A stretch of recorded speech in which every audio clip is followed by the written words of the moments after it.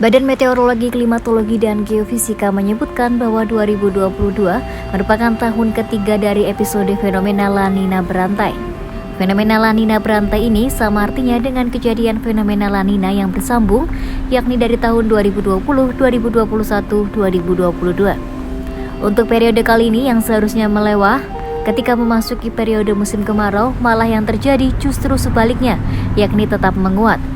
Koordinator Bidang Analisis Variabilitas Iklim BMKG, Supari mengatakan, episode La Nina berantai ini dilihat dari kondisi fenomena La Nina yang saat ini masih terpantau menguat di semester kedua tahun 2022. Pada Januari-Februari, hasil pantauan indeks BMKG menunjukkan bahwa La Nina sudah berkurang intensitasnya menuju intensitas lemah. Lalu pada bulan Maret-April, indeks La Nina menguat kembali dan indeks berkisar pada intensitas sedang. Supari menyebutkan fenomena La Nina yang menguat menjelang periode pergantian musim hujan ke musim kemarau tahun ini menjadi tahun ketiga berturut-turut yang disebut pula dengan La Nina berantai.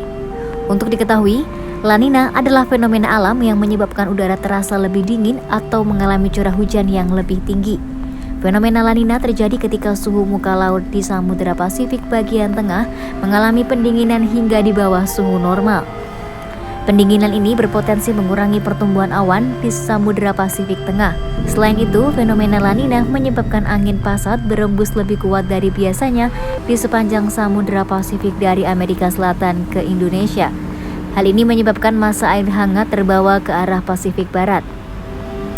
Karena massa air hangat berpindah tempat, air yang lebih dingin di bawah Laut Pasifik akan naik ke permukaan untuk mengganti massa air hangat yang berpindah. Hal ini disebut upwelling dan membuat suhu muka laut turun. Dengan demikian, La Nina menjadi salah satu faktor yang menyebabkan musim hujan di Indonesia selain angin muson. Sebagai informasi, dalam sejarahnya dari 1950, pernah terjadi 8 kali kejadian La Nina berantai seperti ini.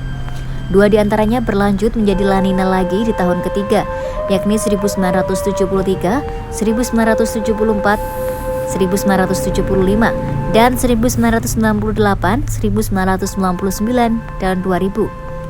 Dampak fenomena La Nina berantai ini adalah terjadinya peningkatan curah hujan karena akan meningkatkan pembentukan awan-awan hujan dengan tambahan massa udara basah. Pada umumnya, La Nina akan berdampak pada curah hujan tinggi dan beresiko meningkatkan peluang terjadinya ancaman bencana hidrometeorologi, terutama di wilayah rawan. Tidak hanya itu, untuk tahun ini diperkirakan juga musim kemarau akan mundur daripada prediksi awal, serta lebih cenderung mengalami musim kemarau basah.